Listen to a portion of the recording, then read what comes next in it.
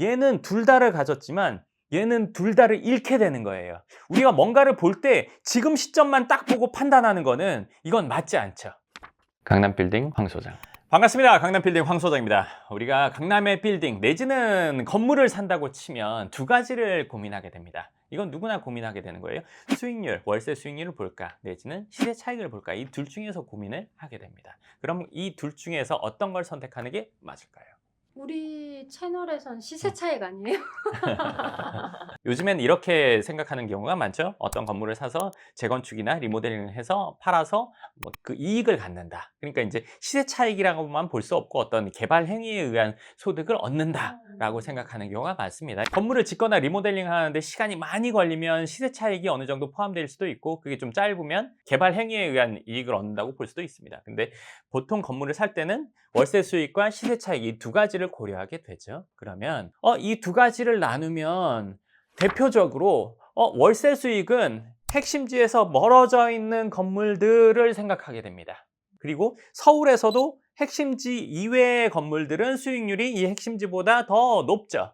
핵심지가 도대체 어디야? 이렇게 물어볼 수 있는데 강남, 성수, 뭐 홍대, 그리고 뭐 한남, 뭐 그리고 사대문 안 뭐 이런 데죠. 근데 이런 데는 수익률이 좀 낮고 그 외에 퍼져 있는 데들은 수익률이 좀 높고 이렇게 된단 말이에요. 그리고 이제 서울과 경기, 그리고 이 수도권과 또 지방 차이가 나죠. 그러니까 무조건 어디가 수익률이고 어디가 시세 차익이냐 이렇게 보기는 어려워요. 왜냐하면 어디랑 비교하는지 따라 다르니까요. 그러면 월세 수익률이 더 중요할까요? 시세 차익이 중요할까요?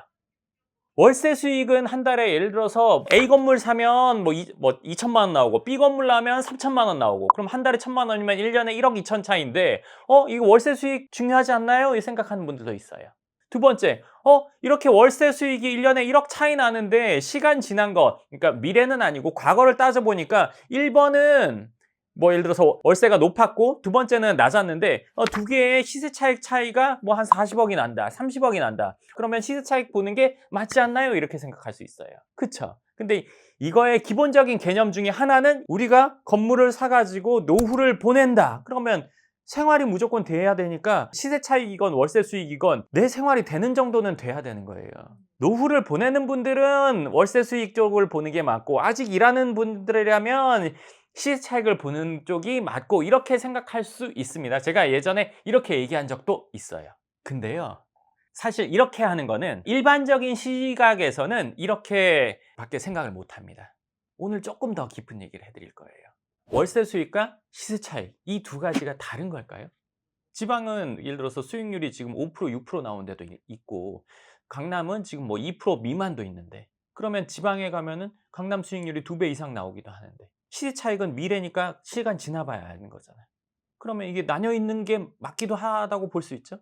제가 늘 얘기했죠. 모든 문제는 바라볼 때 시간 개념을 넣어야 된다. 우리가 2024년에 건물을 사서 25년에 팔 거라면 이 맞습니다. 근데 5년 갖고 있는다면요? 10년 갖고 있는다면요? 이 두 개가 나뉘어질까요? 그렇지가 않습니다. 5년 뒤, 10년 뒤를 생각해 보세요. 그러면 어떻게 되냐면요. 100억짜리 건물이 있다고 칠게요. 네, 1번 지역 핵심 지역, 2번 지역 비핵심 지역. 네, 100억짜리인데 여기 한 달에 월세 2천 나와서 1년에 2억 4천, 수익률 2.4%라고 칠게요. 여기 한 달에 월세 3천 나와서 1년에 3억 6천이라고 칠게요. 2억 4천, 3억 6천, 1억 2천 차이 나요, 1년에.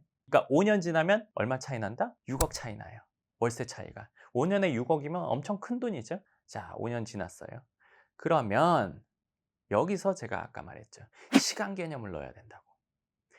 얘 3천씩 받는 거 5년 지나면 3천에서 얼마 오르겠죠. 얘도 2천 받던 거 5년 지나면 얼마 오르겠죠. 그쵸? 어디가 더 오를까요? 핵심지가 더 오릅니다. 얘가 시간이 지나서 5년 지났더니 2천이었던 게 시간이 지나서 3천이 됐다고 볼게요. 얘 3천이었던 거 3,500 됐다고 볼게요.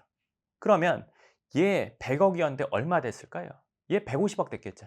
여기 3천이었는데 3,500 됐으면 100억짜리 얼마 됐을까요? 끽해봐야 120억 됐겠죠. 네, 그러면 얘는 3천이고 이제 150억 됐어요. 얘는 3,500이고 뭐 120억 됐어요. 5년 된 시점이에요, 이게. 여기서 또 5년 지나면 어떻게 될까요? 얘 4천 됐어요. 얘 3천인데 똑같이 4천 됐다고 칠게요. 그러면 얘 얼마일까요? 얘 해봐야 예를 들어서 뭐 뭐 150억 됐겠죠? 얘는 얼마 됐을까요? 똑같이 2.4% 치면 이제 200억 됐잖아요. 월세 갭은 점점 줄어들고 있네요. 근데 매매가 차이는 월등히 나기 시작했죠. 그러면 뭐죠? 얘는 둘 다를 가졌지만 얘는 둘 다를 잃게 되는 거예요. 우리가 뭔가를 볼 때 지금 시점만 딱 보고 판단하는 거는 이건 맞지 않죠. 그럼 여기서 아까 말한 것처럼 야, 너 2,000 월세 받던 게 5년 뒤에 3,000 된다고 확신해? 여기는 3,000이었는데 3,500 된다는 거 확신해? 이 수치에 대해서 따질 수 있어요. 자, 5년이면 안 될 수도 있겠죠. 6, 7년이면 안 될까요? 이런 상황이 벌어진다는 걸 예를 들어 드리기 위해서 한 거예요. 그럼 과거에는 이런 일이 안 벌어졌었냐? 이거보다 더 급격했냐? 더 적었냐? 급격할 때도 있었고 적을 때도 있었지만 이 전체적인 흐름은 지금 제가 말한 것과 동일했어요. 그렇기 때문에 지방에서 산 건물 100억에 샀는데 110억, 120억 할 때 서울이나 서울의 핵심지에 샀던 건물 100억에 산 게 200억, 250억 된 거예요. 아까 말한 그 기준은요, 사실 적게 얘기한 거예요. 왜? 앞으로는 과거보다 좀 보수적인 일들이 일어날 수도 있어서 적게 얘기해 드린 거예요. 그러면 한 건물은 둘 다를 얻었고 한 건물은 시간 지나 보니까 둘 다를 점점 잃게 되는 거예요. 이건 뭐에서 온다? 입지에서 오는 거죠. 중학교 3학년이랑 뭐 22살이랑 비교하면 안 되는 거예요. 이건 성장성이라고 했잖아요. 그러면 사람은 나이에 따라서 키 성장이라는 걸 알 수 있잖아요. 그렇죠? 그럼 부동산은 뭐에서 알 수 있냐? 입지에서 알 수 있는 거예요. 성장성이라는 거는. 근데 입지에서 성장성이라는 거는 그럼 뭘로 판단하냐? 어떤 입지냐? 그리고 아무것도 없는 데가 좋아질 가능성이 더 있는 거 아니냐라고 생각할 수 있단 말이에요. 이거는 이미 역사를 통해서 이 말이 안 맞다는 거는 대부분의 경우 확인이 됐습니다. 근데 제가 왜 100%라고 안 하고 대부분이라고 하냐면 신도시가 개발된 적들이 있으니까요. 그럼 거기 원래 갖고 있던 분들이나 초반에 거기서 사서 뭔가 했던 분들은 득을 봤어요. 자, 근데 여기서도 중요한 부분이 있습니다. 저희 채널은 건물을 얘기하는 거잖아요. 그쵸? 건물을 예를 들어서 상업용 아니면 사무용 건물에 있어서는 뭐 판교나 이런 데들 잘된 데들이 있어요. 근데 거기에서도 위치에 따라서 잘못된 결과가 얻는 경우도 있습니다.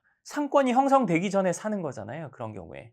형성되고 나서 사는 거랑 형성되기 전에 잘 찍었을 때 이게 효과가 오는 거잖아요. 그만큼. 잘못 찍었을 때는요. 우리가 재테크라는 거는 안정성 기반으로 성장성을 봐야 되는 거예요. 근데 안정성이 없는데 성장성만 큰 쪽으로 간다면 이건 도박으로 가는 거고 안정성만 가면 우리가 은행으로 가는 거겠죠. 하지만 재테크는 기본적으로 안정성, 여기가 확실해. 그리고 성장할 거야를 보는 게 맞단 말이에요. 네, 누구나 인정하는 안정성이면 전 된다고 생각을 합니다. 그리고 예를 들어서 강남이든지 아니면 뭐 한남이든지 성수든지 어딘지 뭐 지금 다 가격이 높잖아요. 왜 높아요? 안정성이 있는 상태에서 미래 성장성을 우리가 판단하는데 그것도 괜찮다고 생각하기 때문에 가격이 높은 거란 말이에요. 그럼 그 지역에서도 괜찮은 자리라는 게 또 따로 있겠죠. 무조건 가격이 높다고 해서 위치가 좋고 가격이 싸다고 해서 나쁜 건 아니라고 봅니다. 근데 물론 이런 건 있어요. 너무 낮은 가격은 좋은 게 있기 힘들어요. 너무 낮은 가격이라는 거는 예를 들어서 땅의 크기나 용도에 따라서 그건 다 금액대가 정해져 있습니다. 저는 그렇게 판단을 해요. 예를 들어서 지금 앞서 말한 강남이나 성수나 뭐 한남이나 이런 데서 60억 미만 좋은 게 있을 수가 없습니다. 불가능합니다. 어찌됐건 이 입지가 현재도 괜찮고 성장성이 있는 그런 건물들을 갖게 되는 게 두 가지를 다 얻게 되는 거예요. 지금 상황만 보면 수익률이 좋아. 시세 차익이 좋아. 이렇게 따질 수 있겠지만 5년 뒤, 10년 뒤를 생각해 보면 그렇게 따지는 게 의미가 없다는 걸 알게 됩니다. 그러면은 은퇴 후에 이제 건물을 통해서 이제 생활을 해야 돼요.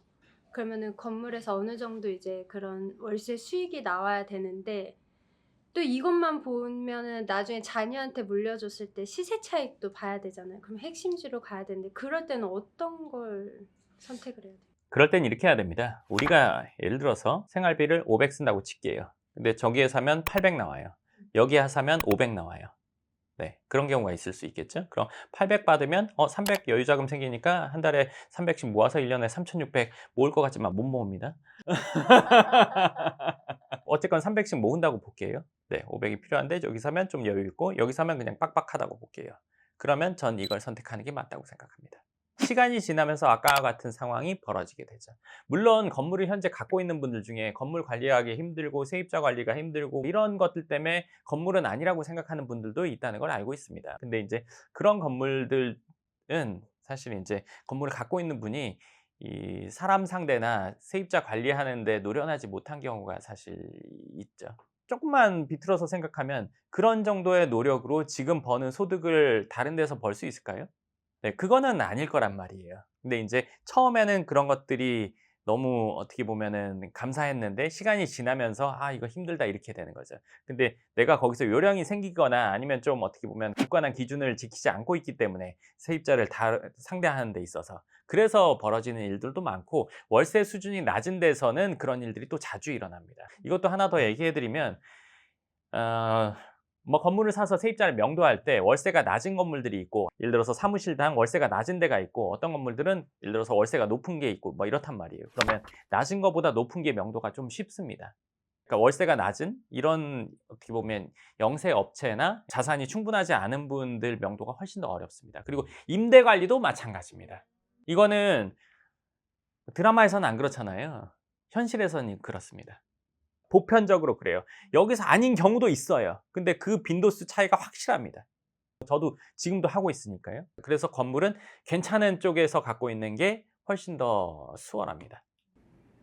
근데 예를 들어서 이제 노후대 비용으로 약간 외곽 쪽에 하신 분들은 안쪽으로 갈아타기 하는 게 쉽지는 않으실 것 같아요. 그건 어렵지. 근데 인제 여기서 핵심 지역이라고 해서 서울에 뭐 강남만 있고 뭐 어디만 있고 어디만 있는 게 아니라 경기권에서도 그 지역에서 알아주는 곳으로 가면 됩니다. 노후 생활을 하시려고 한다면요. 여기 전체가 월세가 안 오르고 뭐 여기만 오르고 이렇지는 않잖아요. 여기가 많이 오르고 점점 이렇게 되는 거잖아요. 그럼 그 지역에서도 안정적인 곳을 가는 게 좋습니다. 수익률만 너무 추구해 버리면 아까 말한 그 상황이 되게 돼 있습니다.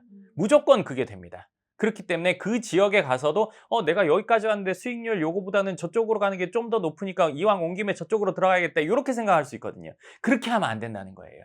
그 지역에서도 핵심 지역으로 핵심 위치로 가야 됩니다. 그렇게 된다면. 그리고 아까 말한 것처럼 노후를 보낸다고 했을 때 얼마가 필요하면 그 이상만 넘어가면 그러니까 필요 금액 이상만 된다고 치면 그 중에서 선택할 수 있는 제일 핵심지로 가야 됩니다. 강남빌딩 황 소장. 네, 좋습니다. 그래서 우리가 건물을 볼 때 이렇게 두 가지로 나눠서 볼 수 있지만 그 두 가지는 두 가지가 아니라 한 가지이다. 이렇게 생각하시면 좋을 것 같습니다. 사람으로 치면 왼손, 오른손 둘 중에 한 손을 선택하는 게 아니라 같이 있는 거잖아요. 네, 한 몸이잖아요. 그럼 오늘 영상 여기까지 하고 또 다음 영상에서 뵙겠습니다. 감사합니다.